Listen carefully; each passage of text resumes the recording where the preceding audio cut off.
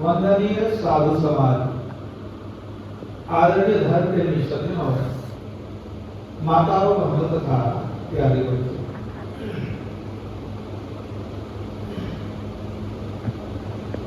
किसी भी कार्य को करने के पहले अच्छी तरह सोच विचार लेना कार्य की सफलता के लिए ये जरूरी होता है। यदि कोई व्यक्ति बिना विचारे काम करते हैं तो सफलता संदिग्ध हो जाती है। बिना विचारे जो करे सो पाछे पछताए, काम बिगाड़े आत्मा जग में हो फंसा है। रामचरितमानस में भी इस आशय की बात कही गई है।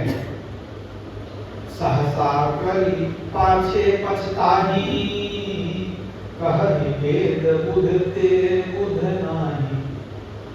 सहसा करी पाछे पछताही, किसी काम को हठात कर लिए, जोश में आगे कर लिए और पीछे पछताने लगे, तो ऐसा व्यक्ति बुद्धिमान नहीं माना जाता है। कुछ बात संतरी ब्रह्मन महाराज की वाणी है कि काम करने के पहले अच्छी तरह सोच विचार लेना, इसको बुद्धिमत्ता कहते हैं। काम करते हुए सोचते जाना, इसको सतर्कता कहते हैं। और काम करके पीछे पछताना, इसको मूर्खता कहते हैं। तो कोई भी काम हो पहले अच्छी तरह सोच विचार लेना चाहिए। तो ये कोई नई बात नहीं है जो मैं आपको सुना रहा हूं। कोई भी विशेष काम करते हैं तो अच्छी तरह सोचते हैं, समझते हैं। मान लीजिए किसी को व्यवसाय करना है तो क्या व्यवसाय करेंगे, कैसे होगा, पहले अच्छी तरह प्लानिंग करते हैं, योजना बनाते हैं।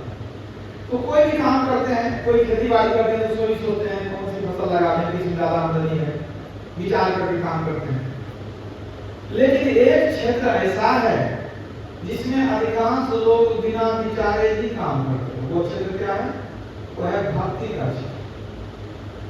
मतलब जब भक्ति लोग करने लगते हैं उस समय ज्यादा सोचते नहीं, विचारते हैं। बहुत थोड़े लोग होते हैं जो सोचते विचारते हैं। अधिकांश लोग जो भक्ति करते हैं तो भक्ति के पहले न सोचते हैं न विचारते हैं। तो करते क्या है? उसमें दो बातें हैं। एक तो देखा देखी करते हैं, जो सब कर रहे हैं वो हम भी कर रहे हैं। और दूसरी बात कि कुछ समाज में प्रचलित मान्यताएं हैं, कुछ परंपराएं हैं, उन्हीं का अनुपालन करते हैं कि सब करते थे, हमारे दादाजी भी करते थे तो हम भी कर लेते हैं, बस यही बात है। तो भक्ति के समय में ठीक से सोचते विचारते नहीं है। तो नहीं विचारने से क्या होता है? वो भक्ति जो होती है हो जाती है अंधी भक्ति, अंध भक्ति, उसी को भक्ति करते। एक रोचक छोटी सी कथा। एक राजा था, उसने अपने मंत्री को कहा कि मंत्री बताओ कि अंधविश्वास किसको कहते हैं? अंधविश्वास क्या होता है? मंत्री ने कहा कि हमको 4 दिन की छुट्टी दीजिएगा तब हम आपको ठीक से बता पाएंगे। ठीक, 4 दिन की छुट्टी दे दिया। मंत्री चला गया एक मोची के पास। मोची को कहा कि एक बहुत बेहतरीन जूता बना दो, जैसा जूता कोई देखा ना हो। और एक काम करो, उसमें सिलाई करोगे ना, सोने चांदी के तार से सी देना। उसने कहा हम सोना चांदी कहां से लाएंगे, सीधे सोना चांदी के तार से? का सोना चांदी मैं दूंगा तुमको, लेकिन विलक्षण बनना चाहिए। उसे मोती वगैरह काट करके खूबसूरत जूता बना दो। ठीक है, आप दीजिएगा तो बना देंगे, बढ़िया बढ़िया बना देंगे। अच्छा नाक बताइए कितना बड़ा बना दें? 1 फीट लंबा बना दो, उसी हिसाब से चौड़ा बना दें। मोची को आश्चर्य लगा, इतना बड़ा जूता कौन पहने? पूछने लगा कि ये कौन पहनेगा, इतना बड़ा जूता कौन पहनेगा? मंत्री ने डांट कर कहा देखो तुम अपना दिमाग नहीं लगाओ, तेरा काम है बनाना। जो कहते हैं वैसा मिलेगा, मजदूरी मिलेगी, जो कहते हैं वैसा ही करो। ठीक है, 3 दिन में आके ले जाइएगा। बहुत खूबसूरत जूता बना दिया, बड़ा सा 1 फुट लंबा, 1 फीट लंबा, और उसमें सोना चांदी का तार, कुछ मोती वगैरह, बड़ा खूबसूरत। तो जब आया मंत्री लेने के लिए तो उसको समझा दिया, देखो इस जूते की चर्चा कहीं करना नहीं, तो भूल जाओ कि तू जूता बनाया है, नहीं तो तेरे लिए ठीक नहीं होगा, तेरे भविष्य के लिए। अरे महाराज को क्या काम है, जूता आपका ले जाइए, हमको जूता से कोई काम नहीं, हम जूता पूजा भी नहीं करेंगे।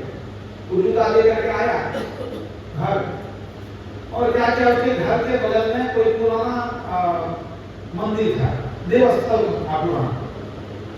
उसमें जो चारदीवारी बनी हुई थी, अंदर कई मंदिर थे उसके अंदर। एक जूता को रात के समय वो क्या किया, मंदिर के प्रांगण में फेंक दिया मंदिर। अरे जूता उसके घर में। सुबह सुबह जब पुजारी आया तो देखा जूता, तो देख करके बड़ा आश्चर्यचकित आ गया, ऐसा जूता जीवन में कभी देखा नहीं। क्या ऐसा जूता था, सोना चांदी मोती। उसके मन में हुआ कि ये बहुत पुराना स्थान है, जरूर भगवान रात में आए होंगे और उनका ये जूता छूट गया है। उसके मन में हो गया कि भगवान का जूता इसमें छूट गया। अब वो खुशी से नाचने लगा, उस जूते को प्रणाम किया, माथे पर रखा, छाती से लगाया, चूमने लग गया। अब पता चला कि भगवान का जूता रात में छूट गया। अब जितने भक्तों की भीड़ लगनी शुरू हुई थी ना जूता को देखने की, सब आगे जूता को देखने प्रणाम करे, माथा पर बड़ी भीड़ लगी। अब बात फैलते फैलते कहां तक चली गई कि रात में यहाँ भगवान जरूर आए थे, उनका जूता छूट गया है। इतना बढ़िया जूता किसी का नहीं हो सकता। बात फैलते फैलते राजा तक चली गई। राजा को किसी ने कहा, हम जानते हैं रात में भगवान आए थे, जूता छूट गया। कहा पंडित को बुलाओ, जूता लेकर के हम ही देखें ना। पंडित जी लेकर के आए जूता, उसको देख करके राजा को बड़ा पसंद हुआ। तो सचमुच में भगवान का ही जूता हो सकता है। उसको भी माथा से लगाया, खूब चूमा, उसको प्रणाम किया और कहा देखो इसको आप पवित्र ढंग से एक अलग जो है शीशा के घर में वहां मंदिर के बगल में उसको स्थापित कर देना कि जो आवे तो दर्शन करे और पूजा करे। तो 3 दिन में बात हो गई। चौथे दिन आया मंत्री दरबार में, तो मंत्री बड़ा उदास दुखी होकर के आया। राजा ने पूछा कि मंत्री बड़ा दुखी नजर आता है, क्या बात है? क्या दुर्घटना हो गई इसीलिए दुखी है? क्या दुर्घटना हो गई? उन्होंने कहा हमारे घर में चोरी हो गई। कहा आश्चर्य की बात, चोरी हो गई? क्या चोरी हुई? कौन कीमती चीज तुम्हारी चोरी हो गई? तो मंत्री कहता है कि क्या बताएं महाराज, हमारे दादाजी पुराने जमाने के बहुत बड़े पहलवान थे और वो जिंदगी भर की कमाई से बहुत सुंदर जूता मंगाए थे। तो एक जोड़ी जूता मंगाए थे, रात में कोई चोर आया, एक जूता चुरा कर उठा। तो इसीलिए हम बहुत दुखी हैं। हमारा दादाजी की यादगारी थी, जूता के साथ जुड़ी हुई याद, और उतना कीमती जूता और चोरी हो गई, इसीलिए हम परेशान, इसीलिए दुखी हैं। कहा कैसा जूता था? कहा बहुत सुंदर था जूता। कहा जूता एक चोरी हो गई, दूसरी तेरे पास होगी ना? हाँ, कहा ले जाओगी। अब मंत्री गया, अपना ये जूता घर था लेकर आया और राजा को दिया। राजा को देख करके उसके मन में हलचल होने लगा, ऐसा जूता तो हम देखें, कभी देखें। कहा चलो पंडित को जूता लेके आया, मंदिर में रखा है। और जूता को लेके आया और दोनों जूता को मिलाया तो देखा एक दूसरे का जोड़ी। अब तो देख करके उसका मंत्री को, ये तेरे दादाजी की का जूता है? कहा हाँ मेरे दादाजी का जूता है। तब हम ला के दिए जूता को। अब तो राजा का पूरा मन खराब हो गया, छी छी राम राम, तेरे दादाजी का जूता हम माथा से लगाए और तो चूमे हैं, हम प्रणाम किए, बताओ हम तो भ्रष्ट हो गए, हम तो जाति से चले गए, अब हमको गंगा स्नान करना पड़ेगा, हमारी जाति भ्रष्ट हो गई। छी छी राम राम, कैसा था, हम तो धर्म में पड़े हुए थे। ले जाओ अपना जूता ले चला गया। कहा जाते हैं गंगा स्नान करने, अब तो भ्रष्ट हो गए। वहां से मंत्री को पूछा कि अच्छा हमारे प्रश्न का जवाब नहीं दिया, 3 दिन की छुट्टी में था। क्या प्रश्न था? कहा हम तो आपको पूछे थे अंधविश्वास क्या होता है? कहा महाराज एक जूता मिला, उसको इतना आप माथा से लगाए, इतना चुमा लिए, चुम्बन किए उसका है और उसको प्रणाम किए, कहते भगवान की जूता का जूता है, उसको पूजा करेंगे हम। आप बताइए इससे बड़ा क्या उदाहरण दिया आपको, क्या विश्वास क्या होता है? बिना सोचे बिना विचारे जो सब कर रहा है उसी में आप ही हम मिलाते हैं। भगवान का जूता था, यही अंधविश्वास होता है। राजा को बड़ा धक्का लगा कि तो पूरा बेइज्जत कर दिया। दादा का जूता तुमको जो है तो मैंने समझिए कि जो हमारे माथे पर पड़ गया और हमारी आंख भी खुल गई इसी जूता से। अंधविश्वास क्या होता है समझ बात आ गई। ये तो एक रोचक कथा है जो मैंने आपको सुना दी, लेकिन होता क्या है लोग विचारते बिल्कुल नहीं है कि भक्ति करने के पहले कुछ चीज का विचार करना चाहिए। भक्ति क्यों करें, पहले भक्ति क्यों करें, सबसे बड़ी बात है भक्ति क्यों करें, भक्ति किनकी करें और भक्ति कैसे करें। है तो कोई भ्रम नहीं रहेगा, कोई अविश्वास की बात नहीं रहेगी। भक्ति क्यों करें ये भी जानना जरूरी है। अब कुछ लोग स्वर्ग जाने की भक्ति करते हैं, है कि नहीं? क्योंकि भगवान ने क्या कहा, स्वर्ग स्वल्प अंतुदायी, स्वर्ग में सुख तो है लेकिन वह सीमित है, अंतुदायी। स्वर्ग का सुख अल्प है, सीमित है, कुछ समय के बाद स्वर्ग से निकलना पड़ता है तो पुनः नरक में जाना पड़ता है। संतोष साहब ने कहा, पुण्य क्षीण सोई देव स्वर्ग से नरक में आवे, धर्म चारु खान पुण्य कही तारी हर। तो स्वर्ग में जाना फिर वहां से लौटकर 84 में घूमना, ये कोई बहुत ऊंचा लक्ष्य नहीं हुआ। 4 दिन की चांदनी की अंधेरी रात, तो भक्ति क्यों करे? तो भगवान राम ने कहा, साधन धाम मोक्ष करवाया, पाए यही परलोक सभा। ये शरीर साधनों का धाम है, मोक्ष का द्वार है। इस शरीर को पाकर के यदि हमने मुक्ति प्राप्त नहीं किया, सो परत दुख पावई। वह जीव, वह मनुष्य परलोक में दुख पाता है, सिर धुंधुन पछता है, सिर धुंधुन करके पछताता है। अकाल ही कर्म ही ईश्वर ही नित्या दोष लगा है। 84 लाख योनियों में घूमता रह जाता है। तो सबसे बड़ा दुख क्या है? जीवन में अनगिनत दुख है, सबके जीवन में अनगिनत दुख। सबसे बड़ा दुख है मृत्यु का। मरना कोई नहीं चाहता, फिर भी सबको मरना पड़ता है। मरते क्यों है? इसलिए कि जन्म लेते हैं। जन्म लेना और मरना दोनों होता है। जब जो जन्म लेगा वह मरेगा भी, और जब जन्म लेंगे तो शरीर में आएंगे तो और भी अनेक तरह की परेशानियां ग्रसित करेंगी। कोई भी शरीर में आ गए तो भूख प्यास सर्दी गर्मी रोग बुढ़ापा और अंत में मृत्यु, ये तो निश्चित है। तो जब जब शरीर में आए हैं, किसी भी शरीर में आए हैं, अनेक दुखों का सामना करना पड़ा। तो सब लोग क्या करते हैं? सबसे बड़ा दुख है यही जन्म लेना मरना। हमारी गुरुदेव की वाणी हम लोग आते हैं, आवागमन संदुख पूजा है नहीं जग में कोई, इसके निवारण के लिए प्रभु भक्ति करनी चाहिए। दुबारा कितना स्पष्ट है। एक बेटा हो जाए उसके लिए भक्ति नहीं करनी चाहिए, नौकरी हो जाए उसके लिए नहीं, धन संपत्ति हो जाए इसके लिए भक्ति नहीं होनी चाहिए। क्यों भाई? ये तो शरीर सुख है। अरे जो दुख हम करोड़ों जन्मों से भोग रहे हैं, आवागमन संदुख पूजा है नहीं जग में कोई। संसार में आना मर के चला जाना, इससे बड़ा दुख कुछ नहीं है। इसके निवारण के लिए भक्ति करनी चाहिए। जब भक्ति करनी ही है तो लक्ष्य को ऊंचा रखें कि जन्म मरण के चक्र से छूट जाए। जन्म मरण से छूटना, इसी को कहते हैं भवसागर पार करना। भवसागर क्या है? ये संसार ही दुख का समुद्र है, इसी को भवसागर कहते हैं। और इससे छूट जाना, जन्म मरण से छूट जाना, इसी को मोक्ष मुक्ति या निर्वाण कहते हैं। ईसाई धर्म में इसी को सेलिब्रेशन करते हैं, इस्लाम धर्म में इसी को नजात करते हैं। तो भगवान राम के उपदेश से ही पता चलता है कि स्वर्ग जो हमारे लिए वो लक्ष्य नहीं है, प्राप्तव्य नहीं है। हमारा लक्ष्य होना चाहिए मोक्ष की प्राप्ति।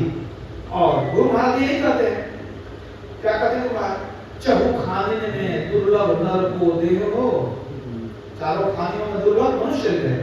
चहु खाने में दुर्लभ नर को देह हो, सोतन धरि के मुक्ति यतन करी दे हो। केवल नर ही तन से मुक्ति को पावहु, याते यातन दुर्लभ मुक्ति कमावहु। केवल मनुष्य से मुक्ति मिलेगी, इसलिए जब मनुष्य मिल ही गया है तो मुक्ति का प्रयास कर लो। तो ये मनुष्य जन्म मिला है मोक्ष पाने के लिए, लेकिन मुक्ति हो तो कैसे?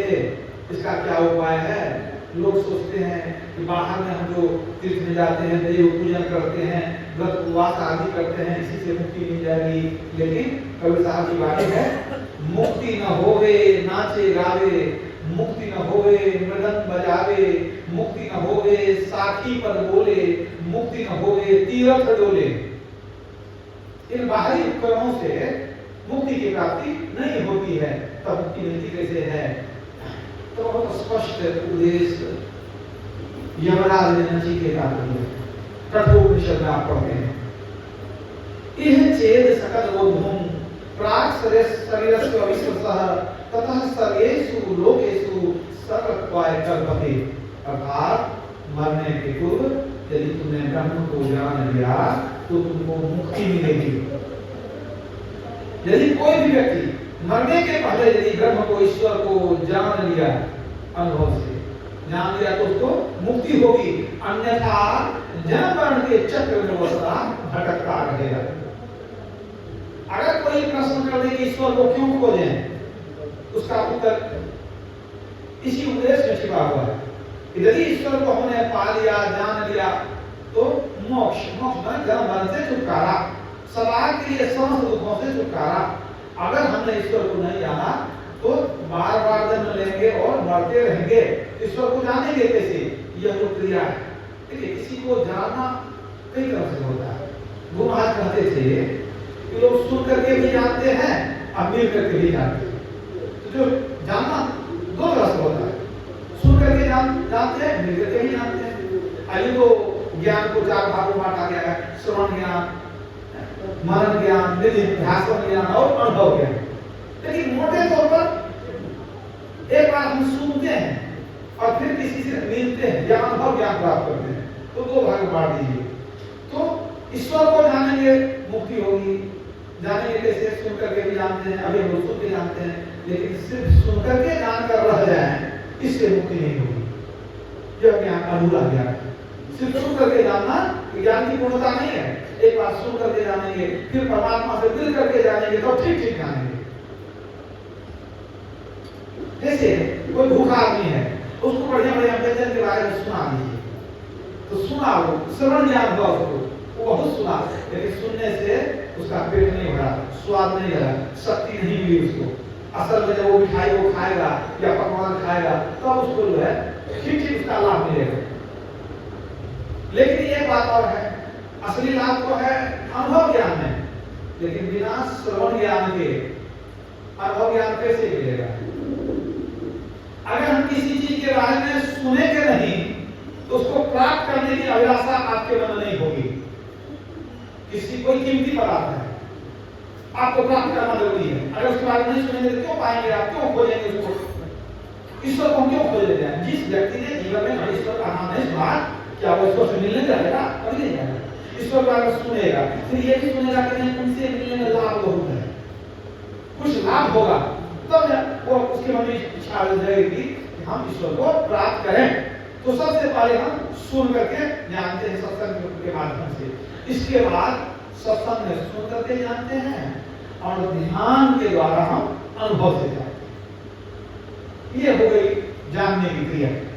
ईश्वर को जानेंगे तब मुक्ति होगी। तो पहला काम तो यही है कि सुन करके ठीक से जाने और समझें। संत मत में अनेक विषयों पर प्रकाश डाला जाता है, लेकिन सबसे गूढ़ विषय, मूल विषय है ईश्वर स्वरूप, जिसका अभी आप पूर्वता से भी सुन रहे थे। उसका वर्णन पाठ में भी आपने श्रवण किया। कभी साहब कहते हैं कि भक्ति क्यों करते हैं? कल्याण के लिए, लाभ के लिए। जैसे भगवान राम ने भी कहा, भगवती तात अनुपम सुख मूला, भगवती स्वतंत्र सकल सुख खानी। कभी साहब कहते हैं कि भक्ति सब कोई करे, भरमना ना करे, भक्ति जंजाल दुख द्वंद भारी। भक्ति सब कोई करते हैं, उनका भरमना नहीं मिटता है, वो संसार में भ्रमण करते रहते हैं, जहां तहां भटकते रहते हैं। आप दूसरे अर्थ में यही समझ सकते हैं, भ्रम उनका नहीं मिटता। साधु की भाषा, भक्ति सब कोई करे, भ्रमना ना करे। उसको भ्रम समझिए, भ्रमना संसार में भटकन उसका नहीं छूटता है।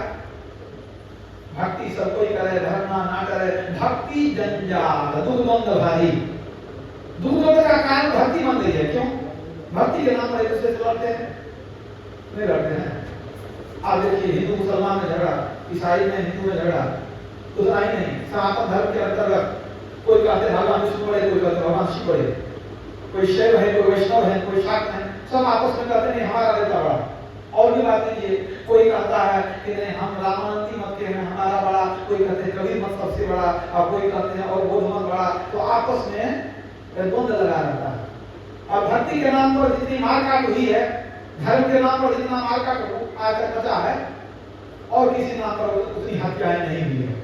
हिंदू कहे तो हम बड़े, मुसलमान कहे हम एक मूंग तो ही फाड़ है, कुण ज्यादा कुण कम, कुण ज्यादा कुण कम कभी करियो मत कहिया।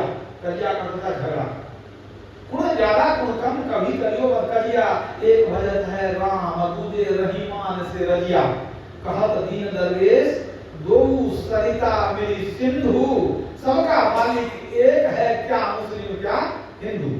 तो ये कौन जानता है? संत लोग जानते हैं। संत है वो इस्लाम धर्म हो, ईसाई धर्म, किसी धर्म, कोई भी जो संत वास्तव में संत है वो जान रहे हैं ईश्वर एक ही है। अब बाकी लोग सोचते हैं हमारा राम अलग, वो अल्लाह अलग, गॉड अलग, आपस में लड़ते हैं। वही कवि साहब कहते हैं कि भक्ति जंजाल दुर्गंध भारी, फिर आगे क्या कहते हैं? ब्रह्म चिन्ह है नहीं धर्म पूजक फिरे, हिय के नैन क्यों फोड़ डाली, हिय के नैन क्यों फोड़ डाली, तूने अपने विवेक के नेत्र को फोड़ लिया है, विवेक की आंख तेरी फूट गई है। अब ब्रह्म चिन्ह है नहीं, अब ब्रह्म पूजक फिरे, ब्रह्म को तुम नहीं जानते हो, अब ब्रह्म के बदले में भ्रम की पूजा करते हो, इसलिए तेरा भ्रम नहीं मिटता। भक्ति का जो प्रतिफल होना चाहिए वो नहीं मिलता। तो सबसे बड़ी बात है ब्रह्म को जानना। पहले तो भक्ति करें किसकी? भाई भक्ति मुक्ति के लिए करनी चाहिए। मुक्ति के लिए किसकी भक्ति करेंगे? कोई देवी देवता मुक्ति नहीं दे सकते, तो एकमात्र परमात्मा ही मुक्ति दे सकते हैं। तो एक ईश्वर की भक्ति करें। तो ब्रह्म को जानेंगे ब्रह्म है क्या, उसके बाद उनकी भक्ति होगी। फिर दूसरे जगह कवि साहब कहते हैं कबीरा ज्ञान विचार बिना हरि गुरहन को जाए। लोग ईश्वर को खोजने चले जाते हैं, चल देते हैं। कितनी बड़ी विडंबना है कि हम लोग पढ़ते हैं सुनते हैं ईश्वर सब जगह है, ईश्वर सब जगह है, लेकिन खोजने के लिए चलते हैं। चलने का मतलब हुआ कि जहां आप हैं कम से कम वहां तो नहीं है, तो आप कहीं जा रहे हैं खोजने के लिए, सबसे बड़ी बात है। कम से कम जहां आप हैं वहां नहीं है। तो रामायण गीता से लेकर के ये शब्द जुड़ा उल्टा हो गया, हरि व्यापक सर्वत्र समाना, ईश्वर सब जगह है। तो चलते हैं खोजने के लिए, और जब खोजने चलते हैं तो ज्ञान नहीं विचार नहीं। ज्ञान नहीं हुआ क्यों भाई? सुने नहीं, सत्संग कभी किए नहीं, सुने नहीं, ज्ञान नहीं हुआ, और घर जाकर विचारे भी नहीं। तो क्या करना चाहिए, कैसे खोजना चाहिए? न ज्ञान है विचार है, ईश्वर खोजने चल दिए। तो कबीर साहब तो बड़े स्पष्टवादी थे, क्या कहते हैं? कबीरा ज्ञान विचार बिना हरि ढूंढन को जाए, अब तन में त्रिलोकी बस है, अब तक परखा नाय, अब तक परखा नाय बना है तीर्थ वासी, कबहू मथुरा जाए कबहू भटकत है काशी, तीनों पनले बीत नाही दर्शन पाया, अज्ञानी बिन ज्ञान बहुत मन में पछताया। जब समय नजदीक आ जाता है जाने का, बहुत पछताते हैं, बहुत भटके, कहाँ नहीं गए, तीर्थों में गए, कहाँ नहीं गए, हुआ कुछ नहीं। तो जो लोग नहीं जानते हैं, नहीं समझते हैं, वो देखा देखी करते हैं।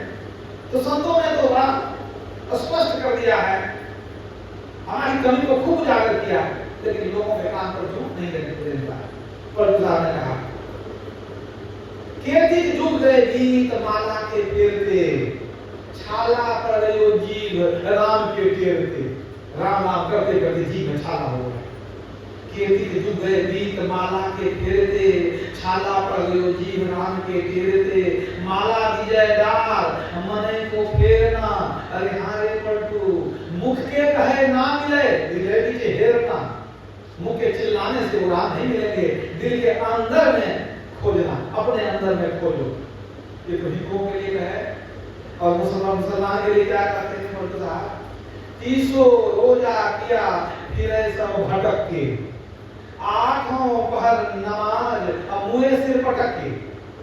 तो सीधा करके धरती पर माथा रखते हैं। तो तीसो रोजा किया फिर सब भटक के, आठों पहर नमाज मुँह सिर पटक के, मक्के में भी गए कब्र में खाक है, अरे हारे पलटू एक नबी का नाम सदा ही पाक है। एक पाक नाम है, उसको पकड़ो। वो नाम क्या है? राम नाम अमर नाम भजो भाई सोई, सोई सब उस नाम को नहीं जाने तो बाहर भटक के मर जाएंगे, वो परमात्मा मिलने वाले नहीं। अब इसी को कवि साहब क्या करते हैं? वेद पढ़ंते पंडित होवे, राम नाम नाम नहीं जाना, यही नाम क्या अंदर में ओंकार ध्वनि हो रही है सतनाम। तो कहते हैं वेद पढ़ते पंडित हो गए, राम नाम नहीं जाना, अब कहे कबीर ध्यान भजन से पावे पद निर्वाणा। कहते ध्यान भजन से हमने निर्वाण पद को प्राप्त कर लिया। अब वेद पढ़ के पंडित हुए, नाम भी नहीं जान सके कि नाम क्या होता है। तो संतों का कथन है ईश्वर के बारे में ठीक से जानो, कुछ दो समझो, तब खोजने के लिए यूं ही जीवन को बर्बाद नहीं करो। तो एक ईश्वर के बारे में जानेंगे, ईश्वर को जानेंगे तो मुक्ति होगी। इसको हम लोग पहले सत्संग के माध्यम से जाने। पहला प्रश्न होता है कि ईश्वर कहेंगे किसको, ईश्वर कौन है, क्या परिभाषा है। तो एक सरल परिभाषा है और दूसरी परिभाषा जो है वो विशेष परिभाषा है। सरल परिभाषा क्या है, इस संपूर्ण ब्रह्मांड विश्व को बनाने वाला जो है कोई परमात्मा, कोई ईश्वर, ईश्वर कहिए, परमात्मा कहिए, ब्रह्म कहिए, एक ही बात है। वेद में क्या कहा गया, जगत प्रसव करता ईश्वर, जगत को पैदा करने वाला ईश्वर है। हालांकि यही बात कुरान शरीफ में लिखा, कुरान शरीफ के अल-रूम पारा 21 सूरा 30 इसमें कहा गया है कि अल्लाह ही सृष्टि का आरंभ करता है, वो इसकी पुनरावृत्ति करेगा। तो वहां जो है सृष्टिकर्ता को अल्लाह कहा गया। और ईसाई धर्म में जब आप बाइबल पढ़ते हैं तो वहां कहा गया कि गॉड इज क्रिएटर, संसार को बनाने वाला कौन है, गॉड है। आप पढ़े ना, वहां लिखा हुआ है कि पहले दिन गॉड ने आकाश को बनाया, पहले दिन प्रकाश को बनाया और दूसरे दिन आकाश को बनाया, तीसरे दिन जमीन से पानी को अलग किया, चौथे दिन उसने सूर्य चंद्रमा और तारा को बनाया। इस तरह 6 दिन में सृष्टि की रचना करके 7वें दिन वो विश्राम करने चला गया। तो गॉड ने सृष्टि को बनाया। तो यहाँ वेद कहता है कि जगत प्रसव करता है ईश्वर। तो साधारण परिभाषा क्या है कि सृष्टि को बनाने वाला ही ईश्वर है। अब यहाँ एक समस्या का निराकरण हो रहा है क्या। अब मान लीजिए कोई व्यक्ति है, वो अपना पूजा करते हैं, अनेक देवी देवताओं की तस्वीर रखते हैं, रखना तो बुरी बात नहीं, ठीक है, रखते हैं। तो अब आप इस कसौटी पर कस के देख सकते हैं कि आपके पूजा घर में, आपके घर में जितने देवी देवता हैं उनके बारे में पता कीजिए, क्या इन्हीं में से किसी ने सृष्टि को बनाया है। यदि किसी ने बनाया है वही हमारा ईश्वर है, लेकिन ऐसा प्रमाण आपको कहीं नहीं मिलेगा। क्या भगवान राम नवमी के दिन पैदा हुए राजा दशरथ के पुत्र के रूप में, क्या जन्म लेने के बाद सृष्टि को बनाए, ऐसी बात नहीं है। धरती का नाम सूर्य सब कुछ था। भगवान कृष्ण अष्टमी के दिन पैदा हुए, क्या जन्म लेकर के वो जो है बनाए, नहीं बनाए, पहले से बना हुआ था। मतलब कोई भी आपके घर में जो भी देवी देवता हो, देवी देवता जब होगा तो कहीं कहीं का रूप होगा, है कि नहीं, बिना रूप वाला तो नहीं होगा ना, जरूर रूप होगा। आज कभी रूप हो गया तो ईश्वर नहीं होगा, क्यों भाई, ईश्वर रूप है नहीं। तो सबसे बड़ी बात है कि आप अब तक जिनकी पूजा करते हैं वो कोई ईश्वर नहीं है।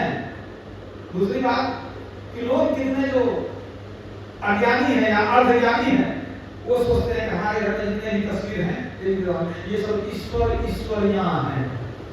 ये ईश्वर ईश्वरियां शब्द गलत है। बहुत सारे ईश्वर, बहुत ईश्वरियां, कोई ईश्वर न स्त्री है न पुरुष है, तो वहां ईश्वरियां कोई हो ही सकती, स्त्री पुरुष का कोई बात ही नहीं है, और वह एक ही एक है। तो कहने का मतलब यह है कि वो जितने भी हैं देवी देवता हैं, भगवान हो सकते हैं, वो ईश्वर नहीं, वो परमात्मा नहीं, वो सृष्टिकर्ता नहीं। तो सृष्टिकर्ता को जानिए सबसे पहली बात। तो परमात्मा की परिभाषा ये हुई कि जिसने सृष्टि को बनाया। तो हम लोगों के यहाँ ऐसी मान्यता है कि सृष्टि करने वाले ब्रह्मा जी हैं, पालन करने वाले विष्णु भगवान और संहार करने वाले शिव हैं। अब इसी विषय पर थोड़ा सा ये भी बता दूं आपको कि ये जो 3 देवताओं की मान्यता है, तो वास्तव में ये तीनों देवता पैदा कहां से हुए? परमात्मा ने इनको उत्पन्न किया है। और इनको शक्ति किसने दिया है? परमात्मा ने इनको शक्ति दी है।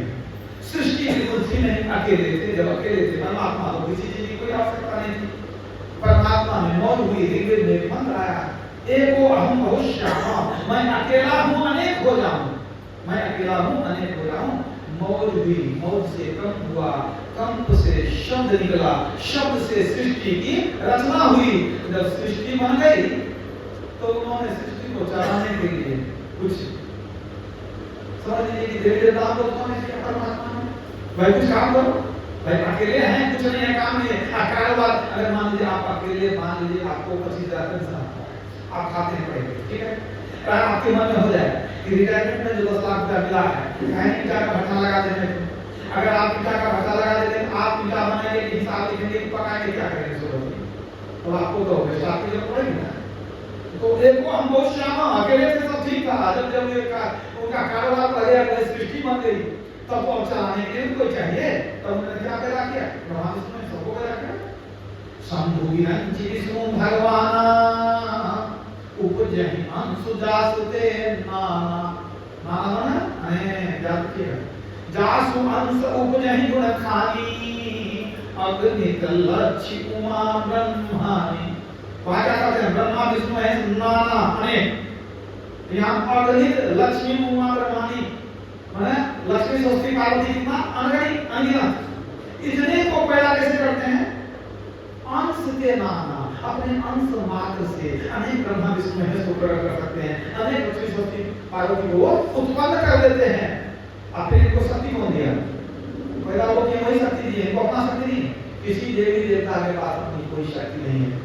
वेद में प्रसंग आया, जहाँ पर होगा सुनाऊंगा आपको, जहाँ तक जैसे कि व्याख्या हो सकेगी वो मैं कोशिश करूंगा। तो अब देखिए उनको शक्ति भी परमात्मा ने ही दिया है, इसका मतलब परमात्मा बहुत शक्ति है, जो अनेक ब्रह्मा को उत्पन्न कर सकते हैं, सबको शक्ति देते हैं, इसका मतलब उनके पास अक्षय होता है। शारद कोटि अमित चतुराई, अविधि सत कोटि सृष्टि निपुणाई, विष्णु कोटि सम पालन करता, रुद्र कोटि सम सत संहरता। शारद कोटि अमित चतुराई, करोड़ों सरस्वती के समान ज्ञान है उनके अंदर, परमात्मा में।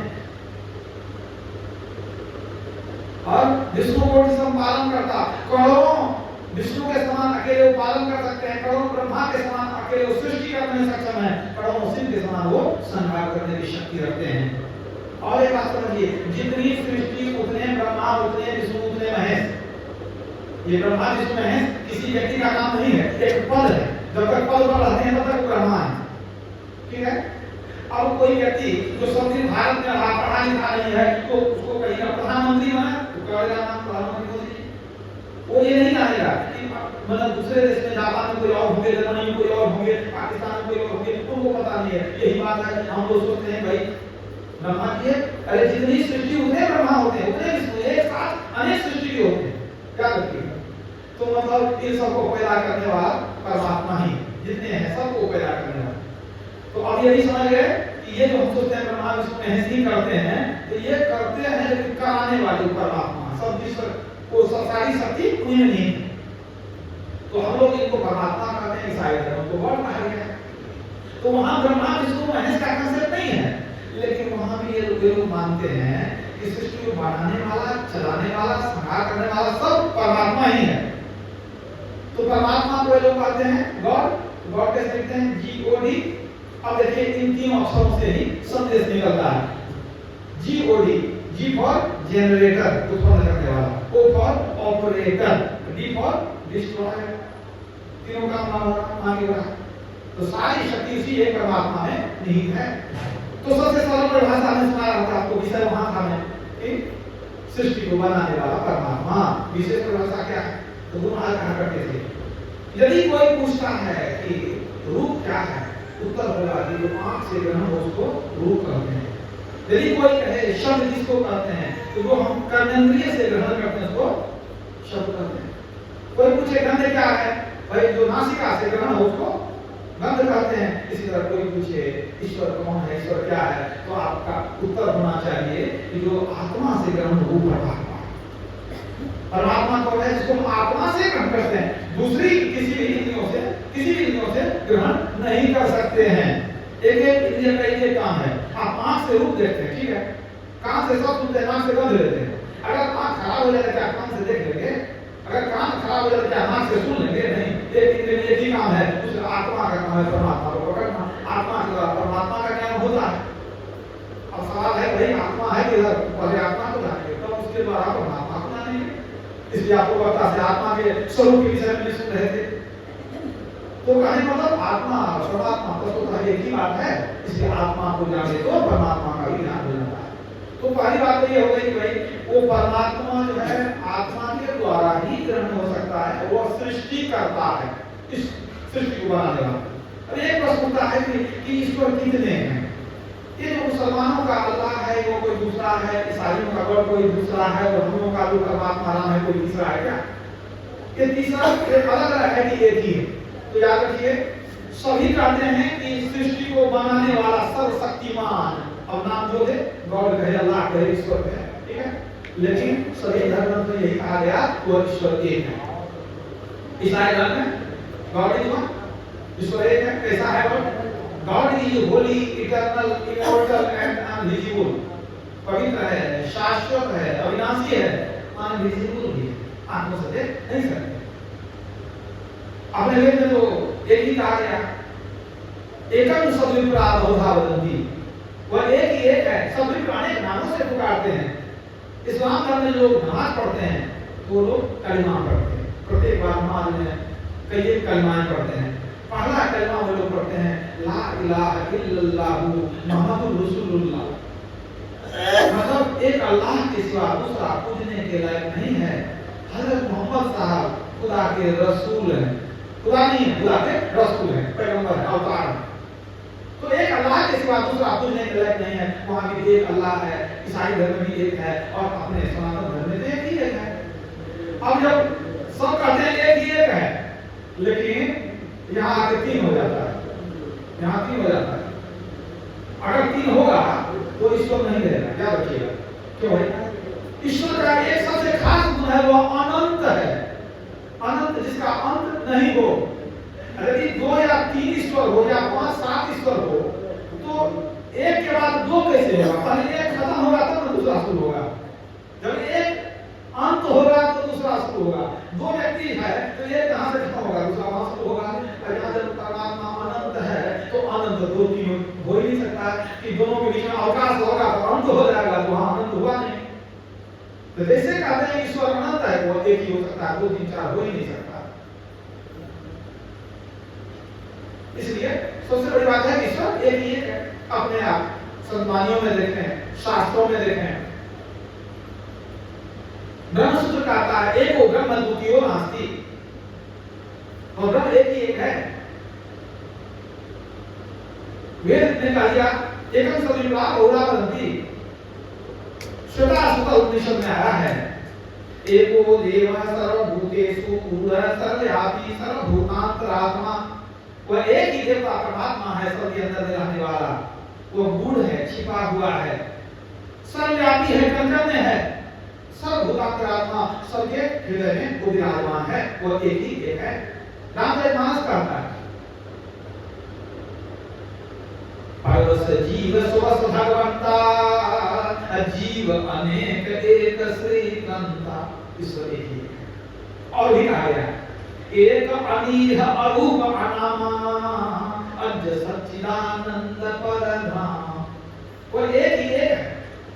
कवि साहब कहते हैं सब आए उस एक से, दार पात भरपूर, अब कहो बाकी क्या रहा, कहीं पकड़ा जमूल। कबीर एक न जान दिया तो बहु जानिया क्या होए, एक से सब होता है और सबके एक न होए, एक ने सबको बना दिया, सबके लिए एक को नहीं बना सकते। गुरु ने क्या कहा, सब में व्यापक, सबके न्यारा और सब घट एक ही घट। सारे संत एक ही बात करते हैं, वो परमात्मा एक ही है, दो हो ही नहीं सकता। नानक साहब ने कहा एको एक सो अपर परम पर ऊपर खराने पाएगा, वो एक ही अपरंपार है। तो सारे संत कहते हैं, संत सुंदरदास जी की वाणी, एक सही सबके कुल अंतर, एक सही न सत्य, सत्य न जिसका नाश नहीं हो, सत्य कोई जो विषय नहीं, वो परमात्मा है। एक सही सबके कुल अंतर, ताप भूकु कहो क्यों नहीं ध्यावे, संकट माही सहाय करे पुनि, सो अपनो पति क्यों बिसरावे। चार पदार्थ और जहां लो, आठों सिद्धि सिद्धि नवोनिधि पावे, और सुंदर छाल परे तिनके मुख, जो हरि को तनि आन को ध्यावे। एक हरि को छोड़कर दूसरे की भक्ति करता है, उसके मुंह में राख पड़े, छाल पड़े। एक सही वो एक ही है। तो सभी धर्म सभी संत यही कहते हैं कि वो परमात्मा एक ही एक है, लेकिन वो है कैसा, मन में जिज्ञासा होती है कि समझ लेते वो कैसा है। उसके बारे में वाल्मीकि जी ने क्या कहा, राम स्वरूप तुम्हार वचन अगोचर बुद्धि पर, अविगत अकथ अपार नेति नेति निति निगम। इसी चौपाई में दो जगह कह दी एक ही बात, वचन अगोचर वाणी से परे है, अविगत अकथ कहने लायक नहीं है, वो कहने के लायक नहीं है परमात्मा, कह करके वर्णन नहीं कर सकते। यतो वाचो निवर्तन्ते अप्राप्य मनसा, सांडिल्य उपनिषद में कहा गया, जहां से मन वाणी लौट कर आ जाती है और वाणी का विषय नहीं है, वाणी से उसका वर्णन नहीं हो सकता है। और हमारे हृदय में क्या कहा, तर्क सुनते हैं प्रभु वर्णन में आवेना है, वर्णन नहीं कर सकते। कुछ बात से भी प्रभु की वाणी है, कोई कहे प्रभु है कैसा, वह है जैसा का कैसा, और ऐसा वैसा है, वर्णन नहीं कर सकते। सुंदरदास ने सूरदास ने और सुंदर ढंग से कहा, अविगत गति कछु कहत ना आवे, अविगत ये कैसा है जो सब जगह रहता है, उससे कोई जगह खाली नहीं है। अविगत माने जो कहीं से भी खाली ना हो, सब जगह रहने वाला, सर्वव्यापक। अविगत गति कछु कहत ना आवे, जो गुंगही नीचे फल को रस अंतर्गत ही भावे। गुंगा आदमी को मीठा फल खिला दीजिए, और उसको पूछे कैसा लगा, बोलेगा नहीं, लेकिन स्वाद तो लगा उसको। तो वही बात है, कहते हैं अविगत गति कछु कहत ना आवे, जो गुंगही मीठे फल को रस अंतर्गत ही भावे। परम स्वाद सभी निरंतर अमित तोष उपजावे, मन वाणी को अगम अगोचर सो जाने जो पावे। वो मन वाणी से परे है, वही जानता है जिसने पा लिया है। सूरदास ने कहा, सारे संतों कहते हैं, ये वर्णन करके बता नहीं सकते। नेति नेत नित निगम का वेद वर्णन करता है, लेकिन कहता अंत नहीं है, कितना कहेंगे, अंत नहीं कर सकते। कबीर साहब ने क्या कहा, जस कहिए तस होत नहीं, जस है तैसा सोए, कहत सुनत खूब है, अरु परमार्थ हो। हम जैसा कहेंगे वैसा वह है नहीं, जैसा है वैसा कह नहीं सकते पूरा पूरा, लेकिन फिर भी कहते हैं, सुनते हैं क्यों, अरे हरि की चर्चा करते हैं, परमार्थ होता है, आनंद होता है, ईश्वर को याद करते हैं। एक रोचक कथा संक्षेप में सुना देता हूं। एक हाथी किसी गांव में गया, महावत लेकर के गया, तो बहुत से लोग कहते हैं कि हाथी आया, हाथी आया। ऐसा पुराने जमाने में होता था, गांव में हाथी आया, सब चले जाते थे। 5 अंधे थे, वो एक जो भी बना करके दे रहते थे, लोग भिक्षा करके गुजारा करते थे। उन लोगों को पता चला हाथी आया, हाथी आया, सोचा हाथी देखते हैं, कहा हम भी हाथी देखने जाएंगे। तो लोगों ने कहा तू कैसे देखने जाएगा, हमको है नहीं किसी को। कहा नहीं, हम लोग आंख से नहीं देखते, लेकिन हम लोग देख लेते हैं, हाथी आते देखते हैं। कहा चलो, कोई आदमी पकड़ के ले लिया, 5 आदमी चला गया, तो महाराज को कहा ये लोग आंख नहीं है, तो ये हाथी जाना चाहता है, जरा सा पता तो हाथी। तो सब हाथ को ले गया, हाथी के पास उसको पकड़ा दिया, हाथी ये हाथी है। वो सब बंदा हाथी को छू छू करके टटोल के देखता है कि नहीं, आंख तो नहीं है तो कैसे देखेगा, तो टटोल के समझ लेता है। वो बढ़िया से देखा, सुना, वहां से लौट के आया, घर में आकर वर्णन करने लगा। तो ये कहता है कि हाथी बाप रे, एकदम मकान के पिलर के तरह हमको लगा है, एकदम सीधा नीचे से ऊपर एकदम पिलर के तरह। और दूसरा कहता है कि तू पूरा मूर्ख रह गया, अरे पूरा टूटने वाला जो मूसल होता है, जिसको समाप्त कहते हैं, उसी की तरह हाथी होता है। तीसरा कहा तू भी पागल रह गया, अरे हाथी वैसा नहीं होता है, वो मोटी रस्सी के तरह होता है। चौथा कहा कि नहीं तुम लोगों को कुछ पता नहीं है, अरे तुम लोगों को पता नहीं है, अरे चावल जो फटकते हैं डगरा में सुखती पनिया, अरे उसी की तरह होता है। तो पचमा कहता है कि तुम लोग सही में पागल है, आंख नहीं दिमाग में तुम लोगों में, अरे हाथी हाथी होता है, बाप रे बाप, एकदम कोठी की तरह, पठानी की तरह, गाँव में जैसे चावल धान रखते थे कोठी में, वैसा होता है। अंत में क्या हो गया, तू कहता था तुमको दिमाग नहीं है, हम देख के आए, वो कहा तुमको दिमाग नहीं, आपस में झगड़ने लग गया, लड़ाई होने लग गई। एक आंख वाला आदमी आया तो गुस्सा में काहे झगड़ा करता है, तू बड़ा प्रेम से, एक बड़ा प्रेम से साथ में निकल के जाता है भिक्षा मांगने के लिए, अभी क्या हो गई, कहा देखो ना हम देख के आए हैं, हम कहते हैं कि चावल फटकने वाला जो गगरा होता है वैसा होता है, यही कहता है कि गगरा होता है, और देखो एक पागल है वो कहता है रस्सी की तरह होता है। और सब आपस में इसलिए मारपीट करने लग गया था। तो वो सब सुन लिया, समझ लिया वो आदमी, तो कहा भैया तुम लोग लड़ो नहीं, तुम लोग कहता है तो कहता वो झूठ बोलता, हम सच बोलते हैं, तो झूठ कोई नहीं बोलता, सब सच ही सच बोलता है।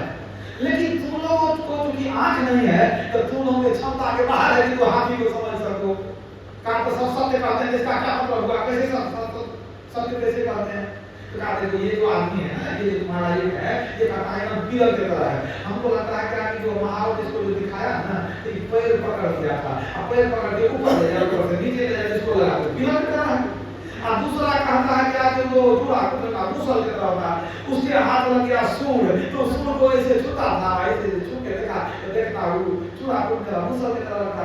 और तीसरा कहता है डोरी मोटी रस्सी की तरह है, वो तो बेवकूफ था, वो तो पूंछ पकड़ के हिला रहा था, उसको क्या पता चलेगा हाथी कैसा होता है। चौथा कहता है कि गगरा की तरह होता है, इसको जो हाथी बैठ गया था कान पकड़ के छू रहा था, तो ऐसे देखा था बड़ा देखा बड़ा सा करता है सूती बना के तरह, इसलिए कहता है ये जो है सो गगरा की तरह होता है। ये जो पांचवा है बड़ा नक्का है, इधर सीधे घुस गया हाथी के पेट में, ऐसे पकड़ा तो पेट में घुस गया, ऐसे पकड़ा तो क्या पड़ेगा पेट को, तो कहता है कोठी की तरह होता है। इसीलिए इसको भी समझ में बात नहीं आई।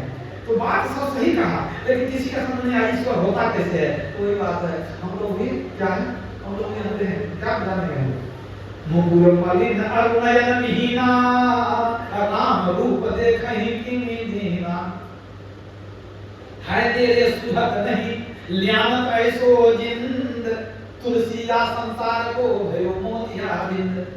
तुलसी क्या कहते हैं, है मेरे सबसे नजदीक में कौन है, ईश्वर। ईश्वर से नजदीक कुछ नहीं, क्यों है? आप कहाँ शरीर के अंदर, परमात्मा कहाँ शरीर के अंदर, दोनों कुछ नहीं है। घड़ी में किया लेकिन ना ही मुलाकात, बड़ी अचरज बात। सब चीज साथ नहीं रहते हैं, हर प्रभु है संग कबहू भक्त ना करे। तो वही कहते हैं कविता कि परमात्मा तो अंदर नहीं है, लेकिन पता ही नहीं चल रहा वो कैसा। तो कुछ गाली का है तेरे सुधत नहीं ल्यामत ऐसो जिंद, बहुत नजदीक में है लेकिन दिखता नहीं है। तुलसिया संसार को भयो मोतियाबिंद, कहते सारे संसार के लोगों को मोतियाबिंद हो गया है, इसीलिए वो ईश्वर को देख नहीं पाते हैं। तो मोतियाबिंद का इलाज कहाँ होगा? फिर कुछ आदमी कहते हैं सदगुरु वैद्य वचन विश्वासा, असंजम यह न विषय के आशा, रघुपति भरति संजीवन पूरी, अनुमान श्रद्धा मति पूरी। तो सदगुरु ही वैद्य हैं, हमारी आंख को ठीक कर देते हैं। क्या ठीक कर देते हैं? अभी तो चर्म चक्षु है, चर्म दृष्टि है, गुरु के पास से दिव्य दृष्टि मिलेगी, फिर आत्म दृष्टि मिलेगी, उसके बाद देखने लगेंगे। उसके बाद गुरु महाराज की तरह हम तो नहीं कह सकते हैं सब में व्यापक सब दे ज्ञान सब करके एक ही नाम, वो तो अनुभव से कहे। कभी आप कहा तू कहता कागज की देखी, मैं कहता आंखों की देखी, मैं सुनी सुनाई बात नहीं कहता। वो ईश्वर वर्णनातीत है, वर्णन नहीं कर सकती, वो एक ही एक है, उसने सारे सृष्टि को उत्पन्न किया। उस ईश्वर को जानने के लिए कहां चला जाए, वो तो सब जगह है।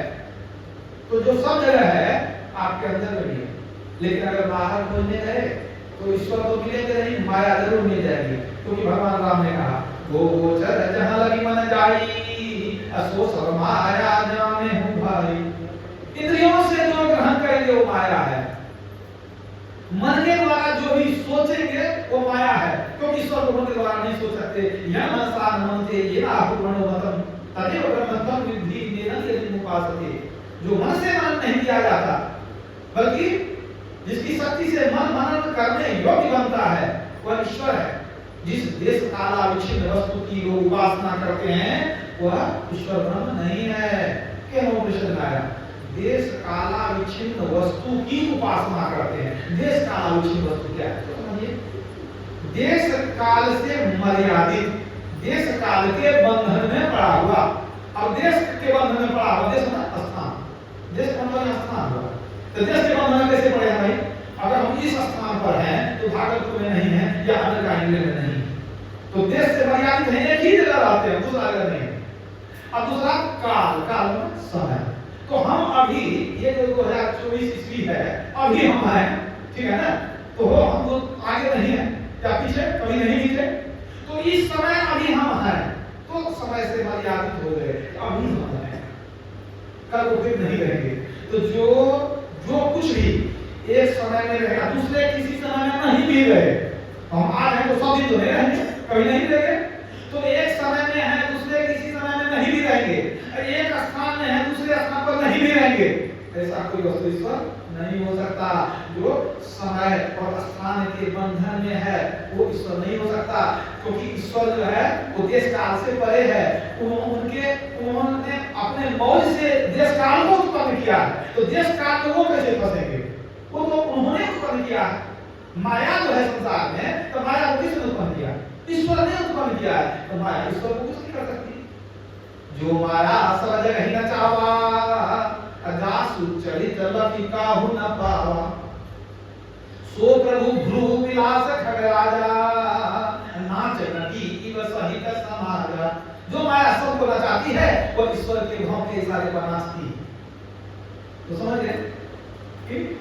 माया उनको नचा नहीं सकती, वो एक ही एक है।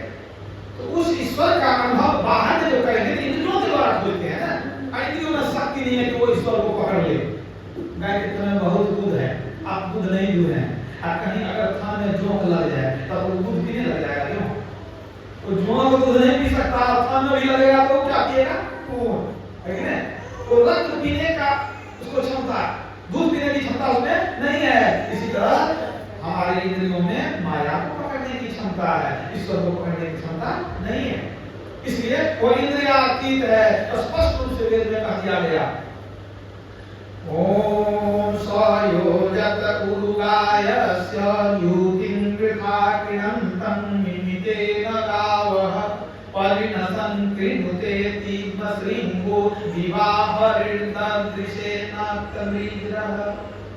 हे मनुष्यों, जगत प्रसव करता ईश्वर को यदि कोई हाथ पैर उदा लिंग रचना आदि इंद्रियों के द्वारा प्रत्यक्ष करने की चेष्टा करता है, तो यह बुद्धि में खेल करता है। मतलब आप चाहते हैं आंख से ईश्वर को देख लें, आप खेल करते हैं, हाथ से छू लें, आप खेल करते हैं। वो इंद्रियातीत है, इंद्रियों के द्वारा उसको हम पा ही नहीं सकते। आप सुंदर व्याख्या पूर्वता से सुन चुके हैं, ठीक है, कि अगर बैलून में हवा है या फुटबॉल में हवा है, हवा गोलाकार है उसमें, लेकिन हवा का रूप गोलाकार है। तो ईश्वर जो है वो तो निराकार है, लेकिन शरीर में आते हैं नहीं आते हैं? आते हैं। यवाजलाहि धर्मस्य औरानि भवति भारत अभ्युत्थानं धर्मस्य तात पदात्मानं सृजाम्यहम् परित्राणाय साधूनां विनाशाय च दुष्कृताम् अधर्म संस्थापनार्थाय व संभवामि। युग में अवतार लेते हैं। जब जब हो ये धर्म के हानि, बाढ़े असुर अधम अभिमानी, करई अनीति जाय नहीं बरनी, यसी दैवी प्रधेनु सुरधरणी, तब तब प्रभु है विविध शरीरा, हरहि कृपा निसज्जन पीरा। जब अधर्म का बोलबाला हो जाता है, सज्जन लोग सताए जाते हैं, तब दुष्टों के संहार के लिए, धर्म की रक्षा के लिए युग युग में भगवान परमात्मा अवतार लेते हैं। युग युग में अवतार लेते हैं। कभी राम बन के आए, कभी कृष्ण बन के आए। तो राम बन के आए, लेकिन कोई पूछे